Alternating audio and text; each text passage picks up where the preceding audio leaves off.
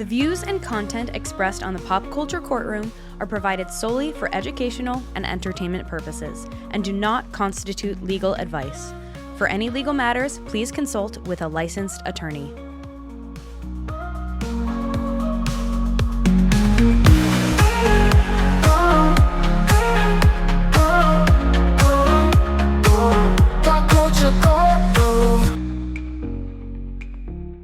Welcome back to the Pop Culture Courtroom, where we take a look at popular culture, things like movies and books and TV shows, and decide whether or not there are court cases based on what has happened. I'm Matt Hardin. And I'm William Mayfield.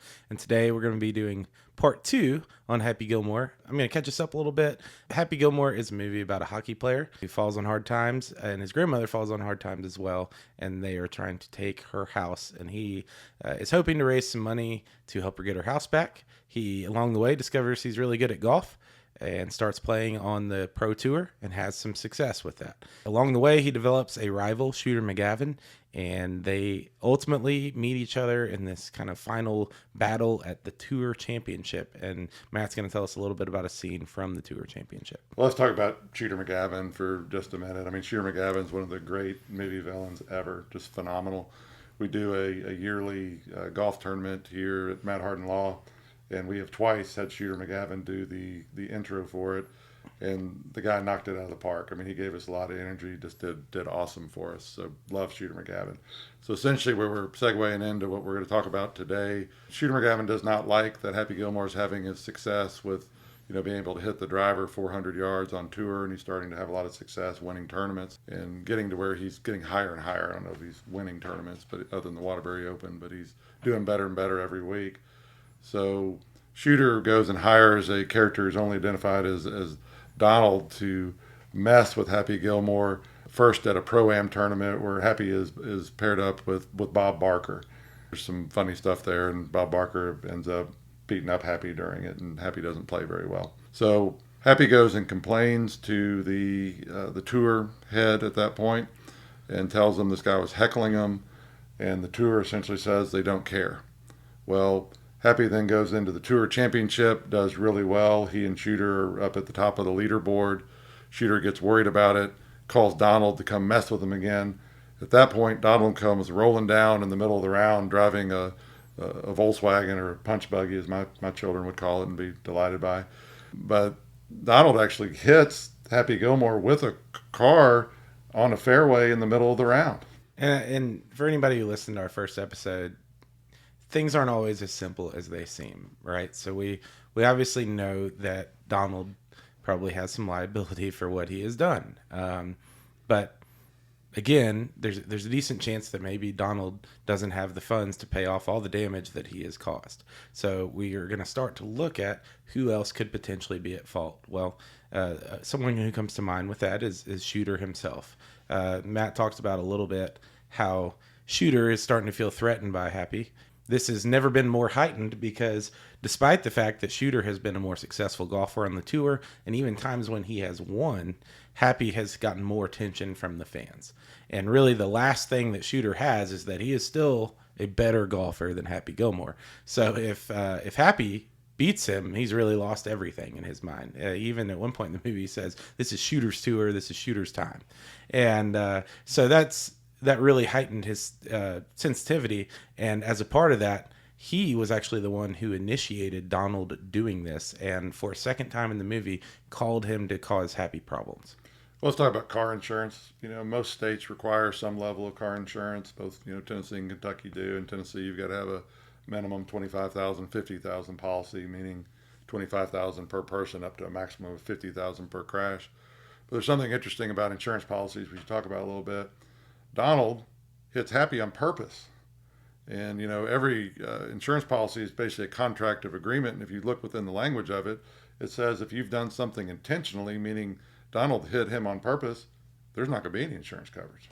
Absolutely. And that's why we got to get creative here.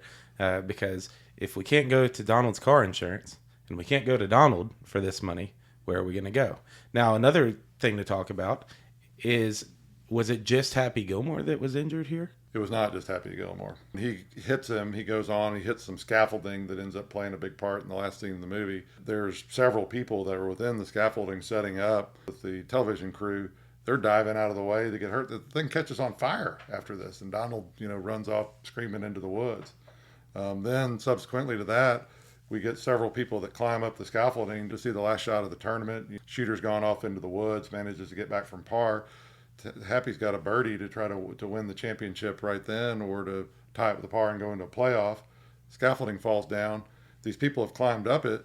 Well, Tennessee, they've probably assumed the risk of their injuries for the people that have climbed up. I think the folks that were, in the scaffolding before that were working, if they were injured, would definitely have claims. And this brings up something, I think, a segue that's interesting, which is, does the tour have liability here? So you may remember from the movie that Happy goes in and complains.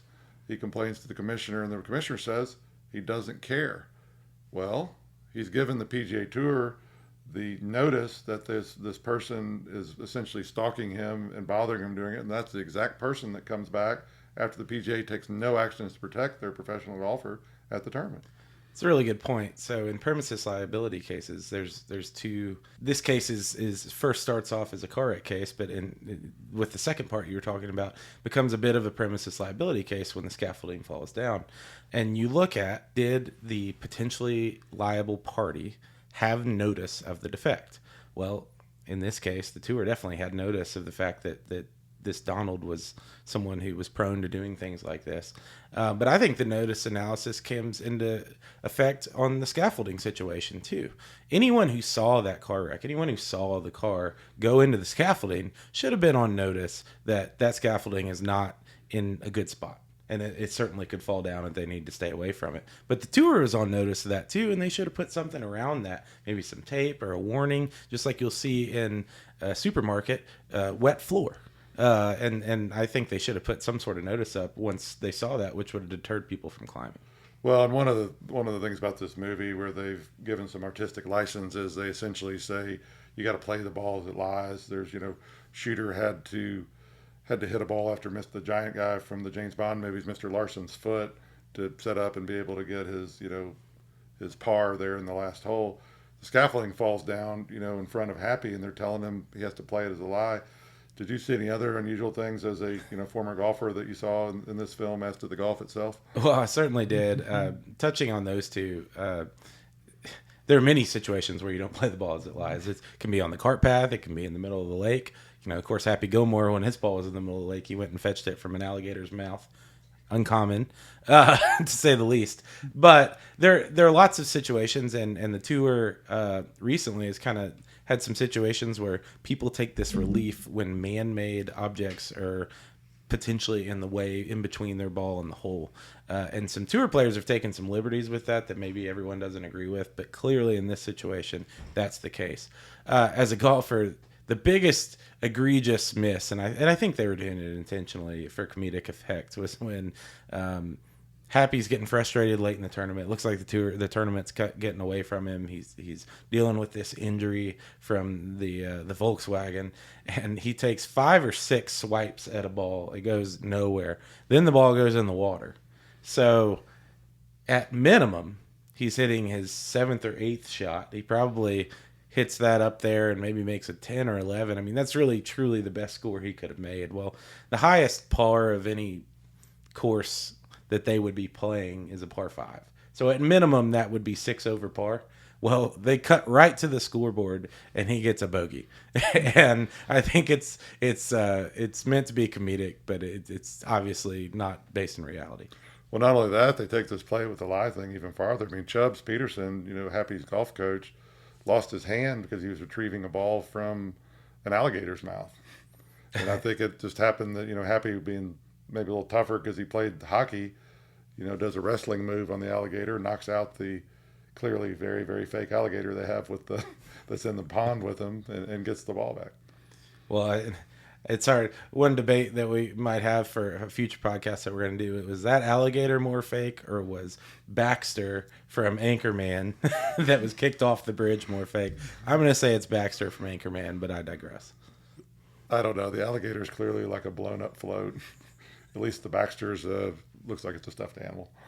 So getting back to the legal stuff, which is hard for us to do around here sometimes. Another factor sometimes in this analysis is something open and obvious, right? So if a potentially liable party has notice, that can hurt them in terms of their liability. But if it's an open and obvious issue, that may rid or diminish their liability. So take, for instance, a supermarket. If there was clear water that was spilled on the floor and it had been there for a while, there's probably notice of that an employee should have noticed in a reasonable period of time. But since the water's clear, someone who slips on that may not have seen it.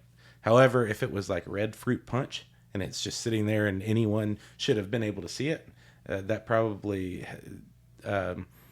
hurts a person's case who would be going after, I guess, the supermarket or their insurance in that case. Well, I think most of the time the cases on that will show that it has to have been there a specific time where the store should have, been able to see it. A big thing that happens with that is like if you're in a produce department in a grocery store, that people, whether they should or not, will sample grapes, and where the grapes and stuff will fall on the floor, and they've got to have regular cleaning intervals. And that becomes an issue in a lot of those what we call premises liability cases on slip and falls, where how much time is it? Did the store actually know that was a problem, or should they have known? Is what the standard of that is. Ultimately, I think if this ends up being a court case that is pursued, which it likely would be in the real world, it's going to be a pretty complicated case. I mean, you're going to have probably half a dozen people that are bringing lawsuits, with Happy's being the most prominent of them, depending on what kind of damage he had in his shoulder, and he got hit by a car. So I tend to think that he would have the most significant injuries of the folks involved. The other people are shown diving away when the car first hits it, and the other people that climbed up the scaffolding, those aren't good cases. No, especially if they saw the car wreck, I think they were probably put on notice that was a dangerous thing to do. But even if they didn't, that's a very dangerous thing to do anyway. This case brought to mind something that I saw earlier this year, which was interesting. I actually think that Happy Gilmore winning this tournament hurt his case, because when you're putting together damages, when people think about damages, they think about pain and suffering, they think about medical bills, but there's also other types of things, right? So let's say it causes you to miss a family vacation, or you had already put a down payment on a vacation for the week or something like that. That goes in there too. Well, Happy Gilmore was in line to win this golf tournament. And had he not won this golf tournament, he could certainly make a good case that he would have won the golf tournament and sued for the prize money that he didn't get. And a kind of real life example of that happened earlier this year when I was on the way to the PGA Championship, and Scotty Scheffler was taken into custody and almost missed his tee time.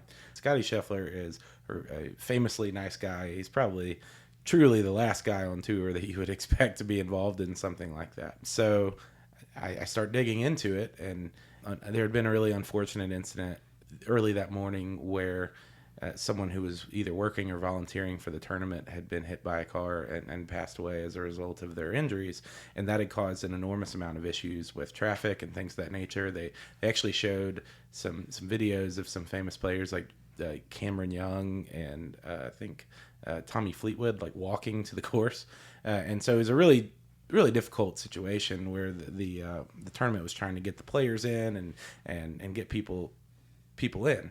Well, there appeared to be a little bit of a miscommunication between Scotty and law enforcement, where he believed he had been told to drive forward and to go to the tournament, and then all of a sudden someone told him to stop that he didn't think was an officer, who grabbed onto his car and then talked about there was an issue with him being drugged and his pants being ripped and things of that nature. And even though Scotty tried to explain his perspective, he was taken to jail that morning, and there was a real fear that he might miss his tee time. Fortunately, Scotty was able to get back to the course after he, I believe, posted bail and was able to go through with his tee time. He didn't get to do his normal prep. I think he got there 40 minutes before his tee time when he was intending to get there 3 hours before his tee time. But he actually played fairly well that day.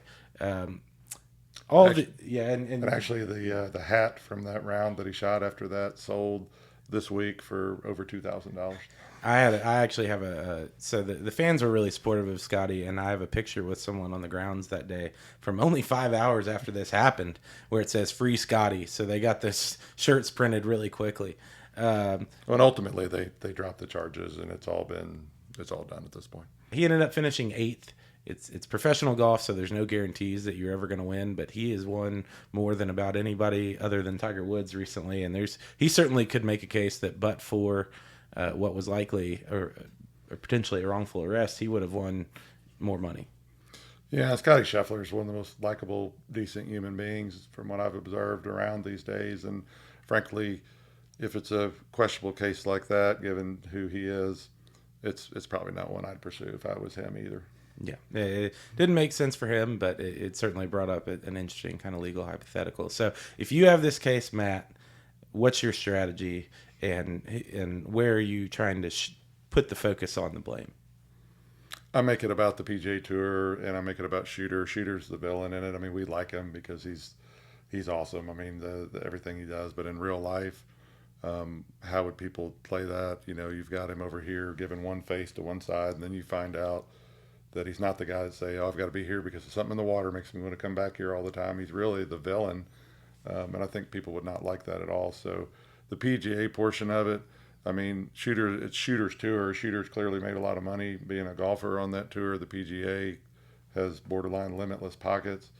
Donald, our heckler, is going to prison over this, I think, you know, in addition to what the civil court is.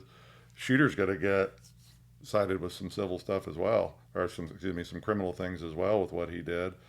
You know, if you're convicted of a crime related to what your actions are that led to injuries, there's a civil case, there's a criminal case. So the criminal is if you've breached some law or a criminal statute or something that says you can't do something. Here, they've essentially done a battery on someone. You know, people think of it as being assault and battery, where you've actually hit someone. Well, Shooter's part of a conspiracy to make that happen. Now, did he know that that's what Donald was going to do? Probably not.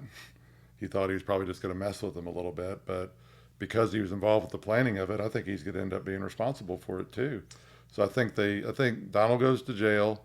Shooter may actually serve some time too, but what that does is help your civil case if they're convicted of the crime, because that gets you halfway to proving it. Then you've just got to prove your damages.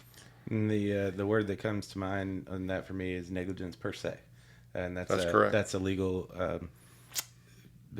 That what that basically means is that it's automatically negligent because there was a crime that they were convicted of that states negligence right in the description of the crime.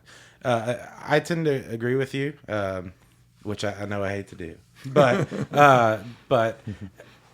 in fact, I actually think the one part that I think is really strong is that Shooter was starting to lose a lot of fans because Happy Gilmore was taking those fans. So if it came out in the press that he actually orchestrated this on Happy Gilmore, he was already losing fans to Happy Gilmore without that. But I really think that a group of 12 would not find him to be super favorable, and so yeah, that would be the same strategy that I would have. I mean, Happy's sort of a John Daly type character. You know, a little bigger than life, hits the ball a long way. People love him. Appeals to maybe a different demographic that you might see with the country club set in golf, and people like that. It's easy to root for. And there's been a lot of that recently in the golf world. In fact, this week for the Tour Championship, they're doing the Influencers Challenge, and that's the PGA Tour kind of understanding the fact that it's not all about professional golfers. There's people who are interested in golf from all different levels, and a lot of these guys who play golf on YouTube who are by any metric average golfers overall still make it really interesting for everybody else. And this movie did a good job of that, and Happy Gilmore was in a time before that was really happening, but if you look at it, it's kind of foreshadowed the direction that golf went for the next 30 years. So that's why it's a movie that I think will stand the test of time. So case or no case, sir? Certainly a case. It's a complicated one, lots of plaintiffs, probably going to be in court quite a bit, lots of depositions, but I would say that the PGA Tour and Shooter McGaven should probably be looking to settle because the longer this is in the press for them, the worse it is. So we've not talked a lot about damages yet in this podcast, but you have different kind of damages that might result. You might have medical bills. You may have some type of permanent injury. If Happy had a permanent injury, that case is worth much more than if he's been able to recover for it. You might have things like wages. I mean, it's going to be harder to do with something like golf where you don't really know how you're going to do from week to week. But as far as I can tell, Happy got one of those giant checks for nearly every tournament he was in. So I think you can probably have an economist or somebody try to figure out what an average would have been that he would have made. But there's something else that's going to come up in this case, which is, I'm sure everyone's heard of what are called punitive damages. So that means essentially to punish. So we do a lot of car wreck cases in our business, not like Donald's, but we do lots of car wreck cases. And the ones that you see punitive damages potentially are going to be usually drunk drivers, drugged drivers that, cause injuries. I think you've got a very strong punitive damage case here because it's the type of behavior that you want to deter people from doing. And the PGA and Shooter are going to have to be pretty concerned about that part of the claim.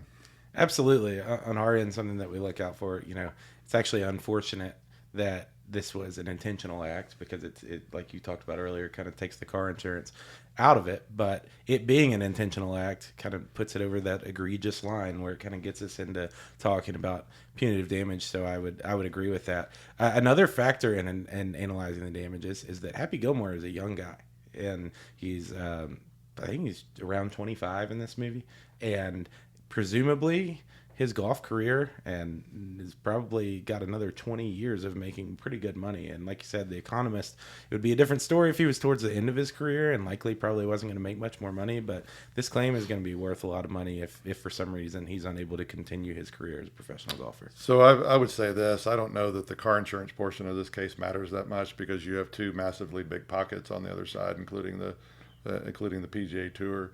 That's always an issue in cases is there enough money in insurance coverage to cover whatever your injuries are from the wreck or whatever else injured you? And so in this particular case, you have such a deep pocket there, that's not going to be as big an issue. So I definitely think there's a case, and I would love it if Happy walked in our door and wanted to have us help him with this case. Are you trying to tell me that 30-year-old punch buggy you don't think had a massive insurance policy on it? I think the odds of Donald breaching his state law and not having car insurance is quite high. And that's a PSA for everybody out there. Although it is part of Tennessee law that you must have car insurance, 20+% of people don't. So get some uninsured motorist coverage and get yourself protected. That's a little bit of advice here on the Pop Culture Courtroom. But it's something we don't see people do. And if I could say anything to any of you out there, get a good uninsured motorist coverage policy. I'd say get as much as you can afford. I mean, the difference between what a minimum $25,000-$50,000 policy would cost and one that's more significant, like $100,000, $300,000, or $250,000 to $500,000, doesn't cost that much more. Your insurance agent's not going to tell you that because they don't want more risk for you paying just a little more money, but it could protect you and your family in a situation where you really need it. And I would sum up by saying there's no way Donald had insurance. He was certainly saving his money for Sizzler and Red Lobster. Well, and I'm gonna say if Happy Gilmore came into our door, I'm pretty sure this happened in 1995, so he's got a statute of limitations issue. We just get on our DeLorean and go back and help him. All right. So we have a segment that we do with each one of our podcasts called Irrelevant Evidence, and today's is frankly something that William and I have talked more about than we should admit to anyone, which is what is the potential plot of Happy Gilmore 2, which my understanding is set to start filming this fall. We've been talking about it long before that actually started happening. My hopes were starting to wane. Again, this movie was in 1995. I remember I started watching it with my dad when I was 7 or 8, and we abruptly stopped watching it because there's some colorful language at times. Then I watched it again when I was a little bit older, but Matt's going to take us through this a little bit. We certainly don't stray away from the fact that Shooter and Happy are going towards the end of their career, and there's going to be a different antagonist in this movie, and it's going to be Bob Barker's son, grandson. We're still ironing that out, but he's coming up through the ranks, and he's going to be the villain in this movie. Well, my understanding is I think Bob Barker, we lost him this year. I think he was about 200 years old. So I think we're gonna have to go with grandson. Love Bob Barker, so not say anything mean about him. So I think we're going with grandson. He's right about this movie. This is just a beloved movie. I showed it to my 12-year-old son after fast forwarding the first scene and a couple other ones just to avoid arguments with mom. But so ultimately, what we decided to do would be the most fun thing to do with this movie is for Happy and Shooter McGaven to come together for some type of common cause as they both near the end of their careers. So as a backdrop, as you'll remember, Happy wins the gold jacket and Shooter doesn't. So we would start with the premise that Shooter has set a record and come in second in the Tour Championship 7 times. And so we're taking a little bit from real life here. Phil Mickelson kind of famously has had the U.S. Open elude him, and he's finished second in that 6 times. Incredibly successful golfer, has 6 major championships. Has done pretty much everything else. We're definitely not poking fun at Phil Mickelson. Love Phil Mickelson. Yeah, but that has eluded him, and he kind of reminds you of Shooter McGaven in ways. But in our movie, Happy Gilmore has gone on to have a really successful golf career, and he still at this time is the #1 golfer in the world. But that is starting to get threatened. So Rob Barker is the hotshot rookie on the tour that year, and he is a former minor league hockey player, having reached a level that Happy Gilmore didn't. Happy's not doing quite as well as he did before, as he's getting a little bit older, and Shooter's frankly lost his confidence due to coming in second so many times and just wanting to win that gold jacket so bad. So this last year, Shooter has announced that it's going to be the last time he plays in the Tour Championship. So Rob Barker has begun publicly taunting Happy Gilmore and saying that he can beat him in hockey. He has it, and I'd like to even throw in Rob Barker hits the ball a really long way. So the young guys these days in golf hit the ball a really long way, and it's going to be maybe the first time that Happy's had to deal with someone hitting the ball further than he has, and he's still hanging on by a thread. But Shooter is certainly he's been down that road before. He's had someone start hitting it further than him and started to struggle. So going back to the hockey, Rob Barker challenges Happy to play hockey, and Happy has continued to play some hockey, but he's started to prioritize his golf career. He has for himself, and he might have a family. I don't know, but we haven't. He 100% is married to Virginia. Yeah. We got to have the great Julie Bowen. Yeah, he started to prioritize the golf because it's the best thing to do for his family. But he still takes great offense to anyone saying they're better at hockey than him. So he's really worried, but he decides to go play hockey. And Rob Barker gets rough with him and bang, hits him up against the boards and injures him. And Happy is unable to play golf for the foreseeable future. So as a backdrop to this, going in this final season, the relationship between Happy and Shooter has thawed a bit. They have a little more banter. They've got this shared history. They both see the end of their careers coming, so they've softened a bit. And they've made a bet, having not had the greatest results in the Tour Championship in the last few years, that whoever is higher on the money list at the end of the season will have to be, or whoever's lower on the money list will have to be the caddy for whoever's higher on the money list. And and Shooter had accepted this, and so even he basically needed to finish higher than Happy to even play in the Tour Championship. So there's a really good chance he wasn't even going to play. Well, Happy gets hurt and he can't play, and to add insult to injury, almost all of his sponsorships, right? He famously had Subway. That's a hole-in-one in the first in the movie, the first movie, and the only one that exists right now. And he loses all these sponsorships. So things start going poorly for Happy in more ways than one. It's not just that he can't play golf; he's losing sponsorships. So he needs to make a little money, and he needs to get a little skin in the game. Well, Shooter has been struggling that season. Mainly with chipping, the getting up closer to the green, not where you can't putt it and you're having to hit a little bit shorter shot, and it takes a different technique than just your standard shot. And it's something, if you start getting the yips a little bit, you can really mess with it. So he goes to Happy and asks him if he can help with that. Well, little known to Shooter, Happy has been working on a shot that involves a hockey shot. Yeah, it's a common thing for golfers, and it even happens in other sports, where as you get a little bit older, you have to find different ways to succeed because we're all power and strength isn't going to do it anymore. So Happy has developed this chipping game where his hands are separate, like on a hockey stick, and has found a way to be really consistent with chipping. And when you think of Happy Gilmore, you don't think of chipping. You think of Well, it's actually a hockey shot. What was the reverse shot we called? Oh, a backhand. A backhand shot. A little bit of angle on the club, the hockey style putter like Happy has, and he's able to use this adjusted wedge that's similar to what his putter to get an angle on it that pops the ball up really high, some even more so than like a 60-degree wedge or something. So he essentially has honed this technique with Chubbs Peterson's son, Fats Peterson. Fats Peterson runs the range for him back. It's the Happy Gilmore branded range back where his dad used to first saw Happy and helped him develop, his putting and using his hips and so forth. And they work on this with Happy all during it, or work on this with Shooter, all while Happy's trying to rehab his knee so he can live up to his bet and carry Shooter's clubs during the Tour Championship. And we have some thoughts about adding another conflict with with Rob Barker, where it's essentially there's got to be a committee appointment at the end of the year that relates to them having a shorter season so golfers can have an off season. This is something that they've been bandied about, but has never been dealt with to give golfers a proper off season. They play an awful lot, and if you don't play, you don't make the money from week to week.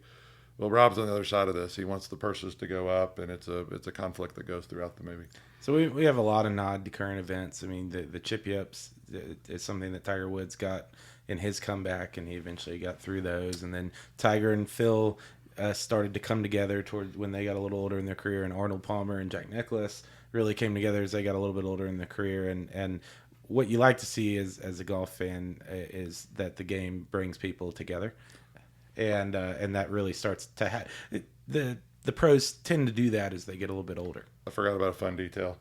You may remember that Chubbs Peterson lost his hand. We talked about it earlier with the alligator. Well, Fats Peterson lost his leg as a young rookie in the Tour Championship when a rattlesnake bit him on his leg. And they happened to be having the Tour Championship that year back at that same course. This time around, we kind of show that the world's advanced technologically over the last 30 years or so. And his leg is so good that he actually, I think, it gets some flack from people that it might be helping him become a better golfer. Borderline bionic, I think is what we call it. So they ultimately make it to the Tour Championship. Shooter has developed this shot and is waiting to use the special club that's in his bag when he needs it most. They play through. They get to the last hole, and Rob Barker managed to get a par, and Shooter has a shot that if he makes it, he'll win the championship. Otherwise, he's got a tie, and they go in a playoff. When suddenly that same rattlesnake that bit Fats Peterson slithers out on the hole, and he's told he has to play it as a lie. What happens?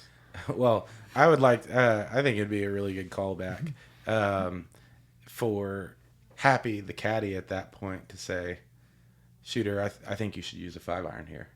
And Shooter to say, Happy, appreciate your advice, but give me my wedge. That was the craziest advice from the caddy in the first movie to use that at that particular shot. Yeah, 5-iron would have been a curious choice there, but yeah, he gets the wedge and give him the just kidding. Yeah, he chips it in, and the rest is history.